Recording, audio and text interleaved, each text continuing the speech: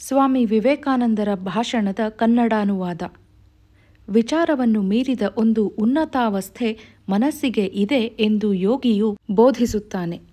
ಆ ಉನ್ನತ ಸ್ಥಿತಿಗೆ ಮನಸ್ಸು ಏರಿದಾಗ ಈ ತರ್ಕಾತೀತ ಜ್ಞಾನವು ಬರುತ್ತದೆ.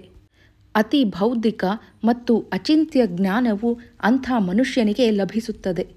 ವಿಚಾರವನ್ನು ಮನುಷ್ಯನ ಸ್ವಾಭಾವಿಕ ಸ್ಥಿತಿಯನ್ನು ಮೀರಿ ಏರುವ ಶಾಸ್ತ್ರ ಕ್ರಮವನ್ನು ತಿಳಿಯದೇ ಇರುವವನಿಗೂ ಕೆಲವೊಮ್ಮೆ ಆಕಸ್ಮಿಕವಾಗಿ ಆ ಅವಸ್ಥೆಯು ಲಭಿಸಿಬಿಡಬಹುದು. ಅವನು ತಿಳಿಯದಲೇ ಅದರ ಮೇಲೆ ಎಡವಿ ಬೀಳಬಹುದು. ಅವನು ಹಾಗೆ ಅದರ ಮೇಲೆ ಎಡವಿ ಬಿದ್ದಾಗ ಅದು ಎಲ್ಲಿಯೋ ಹೊರಗಿನಿಂದ ಬರುತ್ತದೆ ಎಂದು ವ್ಯಾಖ್ಯೆ ಮಾಡುತ್ತಾನೆ. ಸ್ಫೂರ್ತಿ ಅಥವಾ ಅತೀಂದ್ರಿಯ ಜ್ಞಾನವು ಒಂದೇ ತೆರನಾಗಿದ್ದರೂ ಅದನ್ನು ಬೇರೆ ಬೇರೆ ದೇಶಗಳಲ್ಲಿ ಬೇರೆ ಬೇರೆ ರೀತಿಯಲ್ಲಿ ವಿವರಿಸುವ ಕಾರಣ ಇದೇ ಆಗಿದೆ. ಇದು ಒಬ್ಬ ದೇವಚರನಿಂದ ಬಂತೆಂದು ಒಂದು ದೇಶದಲ್ಲಿ, ಒಬ್ಬ ದೇವನಿಂದ ಬಂತೆಂದು ಇನ್ನೊಂದು ದೇಶದಲ್ಲಿ, ಈಶ್ವರನಿಂದ ಬಂತೆಂದು ಇನ್ನೊಂದು ದೇಶದಲ್ಲಿ ವಿವರಿಸುತ್ತಾರೆ. ಅಂದರೇನು? ಮನಸ್ಸು ಸ್ವಭಾವತಃ ಜ್ಞಾನವನ್ನು ತಂದಿತ್ತು. ಆದರೆ ಅದಕ್ಕೆ ಕಾರಣವನ್ನು ಕಂಡುಹಿಡಿಯುವುದು ಮಾತ್ರ ಆ ಜ್ಞಾನವು ಯಾವ ವ್ಯಕ್ತಿಯ ಮೂಲಕ ವ್ಯಕ್ತವಾಯಿತೋ ಅವನ ನಂಬಿಕೆ ಮತ್ತು ವಿದ್ಯಾಬುದ್ಧಿಗಳನ್ನು ಅವಲಂಬಿಸಿರುತ್ತದೆ. ವಾಸ್ತವಾಂಶವೆಂದರೆ ಈ ವ್ಯಕ್ತಿಗಳು ಅದರ ಕಾರಣವು ಗೊತ್ತಿಲ್ಲದೆ ಈ ಅತೀಂದ್ರಿಯಾವಸ್ಥೆಯನ್ನು ಎಡವಿ ತಡವಿದ್ದು. ಈ ಸ್ಥಿತಿಯನ್ನು ಈ ರೀತಿ ಎಡವಿ ಪಡೆಯುವುದರಿಂದ ದೊಡ್ಡ ಅಪಾಯವಿದೆ ಎಂದು ಯೋಗಿಯು ಹೇಳುತ್ತಾನೆ. ಎಷ್ಟೋ ವೇಳೆ ಹೀಗೆ ಪಡೆದವರು ಹುಚ್ಚರಾಗುವ ಅಪಾಯವೂ ಇದೆ. ಅಂಥವರು ಎಷ್ಟೇ ದೊಡ್ಡವರಾಗಲಿ ಕತ್ತಲೆಯಲ್ಲಿ ತಡಕಾಡುವುದನ್ನು, ಅವರ ಜ್ಞಾನದ ಜೊತೆಯಲ್ಲಿ ಕೆಲವು ವಿಚಿತ್ರವಾದ ಮೌಢ್ಯವಿರುವುದನ್ನು ನೀವು ಗುರುತಿಸಬಹುದು. ಅವರು ಚಿತ್ತ ವಿಕಾರಗಳಿಗೆ ತಮ್ಮನ್ನು ತಾವು ತೆರೆದುಕೊಂಡಿರುತ್ತಾರೆ. ಗೇಬ್ರಿಯಲ್ ಎಂಬ ದೇವಚರನು ಒಂದು ದಿನ ಗುಹೆಯಲ್ಲಿ ತಮ್ಮ ಬಳಿಗೆ ಬಂದು ತಮ್ಮನ್ನು ಹರಾಕ್ ಎಂಬ ದೇವಲೋಕದ ಕುದುರೆಯ ಮೇಲೆ ಸ್ವರ್ಗಕ್ಕೆ ಕರೆದೊಯ್ದನೆಂದು ಪ್ರವಾದಿ ಮೊಹಮ್ಮದರು ಹೇಳಿಕೊಂಡಿದ್ದಾರೆ.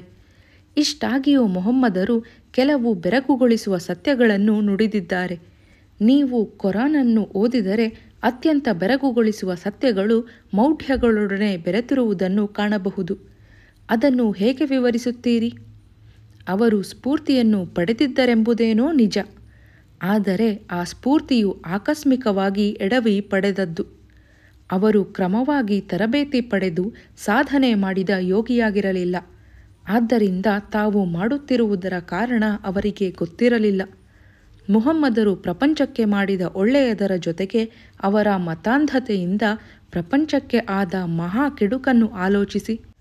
ಅವರ ಬೋಧನೆಯ ಪರಿಣಾಮವಾಗಿ ಕಗ್ಗೊಲೆಯಾದ ಲಕ್ಷಾಂತರ ಜನರನ್ನು, ಮಕ್ಕಳನ್ನು ಕಳೆದುಕೊಂಡ ತಾಯಂದಿರನ್ನು, ಅನಾಥರಾದ ಮಕ್ಕಳನ್ನು, ಇಡಿಯಾಗಿ ನಾಶವಾದ ದೇಶಗಳನ್ನು, ಸಾಮೂಹಿಕವಾಗಿ ಕೊಲೆಯಾದ ದಶಾಂತರ ಲಕ್ಷ ಮಾನವ ಜೀವಿಗಳನ್ನು ಆಲೋಚಿಸಿ. ಆದ್ದರಿಂದ ಮೊಹಮ್ಮದ್ ಮುಂತಾದ ದೊಡ್ಡ ಬೋಧಕರ ಜೀವನವನ್ನು ವಿಮರ್ಶಿಸಿದರೆ ಈ ಅಪಾಯವು ನಮಗೆ ತಿಳಿಯುತ್ತದೆ. ಅವರೆಲ್ಲರೂ ಸ್ಫೂರ್ತರಾದವರೇ. ತಮ್ಮ ಭಾವವನ್ನು ಉದ್ರೇಕಿಸಿಕೊಳ್ಳುವ ಮೂಲಕ ಪ್ರಜ್ಞಾತೀತಾವಸ್ಥೆಗೆ ಏರಿದಾಗಲೆಲ್ಲ ಅಲ್ಲಿಂದ ಹಿಂತಿರುಗುವಾಗ ಪ್ರವಾದಿಗಳು ಕೆಲವು ಸತ್ಯಗಳನ್ನು ಮಾತ್ರ ತರದೆ ಮತಾಂಧತೆಯನ್ನೂ ತಂದರು. ಅವರ ಮಹತ್ವದ ಬೋಧನೆಯು ಈ ಪ್ರಪಂಚಕ್ಕೆ ಸಹಾಯ ಮಾಡಿದಷ್ಟೇ ಅವರ ಮೌಢ್ಯವು ಪ್ರಪಂಚಕ್ಕೆ ಗಾಯವನ್ನೂ ಉಂಟುಮಾಡಿತು. ಜೀವನ ಎಂಬ ಅಸಂಬದ್ಧ ರಾಶಿಯಿಂದ ಏನಾದರೂ ವಿಚಾರ ಅಥವಾ ಅರ್ಥವನ್ನು ಪಡೆಯಬೇಕಾದರೆ ನಾವು ವಿಚಾರವನ್ನು ಮೀರಿರಬೇಕು. ಆದರೆ ಅದನ್ನು ವೈಜ್ಞಾನಿಕವಾಗಿ ನಿಯಮಿತವಾದ ಸಾಧನೆ ಮತ್ತು ಅಭ್ಯಾಸದ ಮೂಲಕ ನಿಧಾನವಾಗಿ ಮಾಡಬೇಕು. ಎಲ್ಲ ಮೂಢನಂಬಿಕೆಗಳನ್ನೂ ಕಿತ್ತೊಗೆಯಬೇಕು. ಬೇರೆ ವಿಜ್ಞಾನ ಶಾಖೆಗಳನ್ನು ಅಧ್ಯಯನ ಮಾಡುವಂತೆ ಅತೀಂದ್ರಿಯಾವಸ್ಥೆಯನ್ನೂ ವೈಜ್ಞಾನಿಕವಾಗಿ ಅಧ್ಯಯನ ಮಾಡಬೇಕು. ವಿಚಾರದಿಂದಲೇ ನಾವು ತಳಹದಿಯನ್ನು ಕಟ್ಟಬೇಕು. ವಿಚಾರವು ನಮ್ಮನ್ನು ಒಯ್ಯುವವರೆಗೆ ಅದನ್ನು ಅನುಸರಿಸಬೇಕು. ವಿಚಾರವು ಸೋಲುವಾಗ ಅದೇ ತನಗಿಂತ ಮೇಲಿನ ಹಂತವನ್ನು ತೋರಿಸುತ್ತದೆ. ಯಾರಾದರೂ ನಾನು ಸ್ಫೂರ್ತನಾಗಿದ್ದೇನೆ ಎಂದು ಹೇಳಿ ಅವೈಚಾರಿಕ ಮಾತನಾಡಿದರೆ ಅವನನ್ನು ತಿರಸ್ಕರಿಸಿ. ಯಾಕೆಂದರೆ ಸಹಜ ಪ್ರವೃತ್ತಿ, ವಿಚಾರ ಮತ್ತು ಪ್ರಜ್ಞಾತೀತ ಸ್ಥಿತಿ ಅಥವಾ ಪ್ರಜ್ಞೆ ಮತ್ತು ಪ್ರಜ್ಞಾತೀತ ಸ್ಥಿತಿಗಳು ಒಂದು ಸ್ಥಿತಿಯು ಮೇಲಿನ ಸ್ಥಿತಿಗೆ ಬೆಳೆಯುವ ಒಂದೇ ಮನಸ್ಸಿನ 3 ಸ್ಥಿತಿಗಳು. ಅವು ಒಬ್ಬನೇ ವ್ಯಕ್ತಿಯ 3 ಬೇರೆ ಬೇರೆ ಮನಸ್ಸುಗಳಲ್ಲ. ಸಹಜ ಪ್ರವೃತ್ತಿಯು ವಿಚಾರವಾಗಿ ವಿಕಾಸವಾಗುತ್ತದೆ. ವಿಚಾರವು ಅತೀತ ಪ್ರಜ್ಞೆಯಾಗಿ ಬೆಳೆಯುತ್ತದೆ. ಆದ ಕಾರಣ ಯಾವ ಒಂದು ಸ್ಥಿತಿಯೂ ಉಳಿದವನ್ನು ವಿರೋಧಿಸುವುದಿಲ್ಲ. ನಿಜವಾದ ಅತೀತ ಪ್ರಜ್ಞೆಯು ವಿಚಾರವನ್ನು ಎಂದಿಗೂ ವಿರೋಧಿಸುವುದಿಲ್ಲ, ಪೂರ್ಣಗೊಳಿಸುತ್ತದೆ. ನಾನು ಬರುವುದು ಧ್ವಂಸ ಮಾಡುವುದಕ್ಕಲ್ಲ, ಪೂರ್ಣಗೊಳಿಸಲು ಎಂಬ ಮಹಾತ್ಮರ ವಾಣಿಯಂತೆ ಸ್ಫೂರ್ತಿಯು ಯಾವಾಗಲೂ ವಿಚಾರವನ್ನು ಪೂರ್ಣಗೊಳಿಸಲು ಬರುತ್ತದೆ, ಅದರೊಡನೆ ಸಮರಸವಾಗುತ್ತದೆ.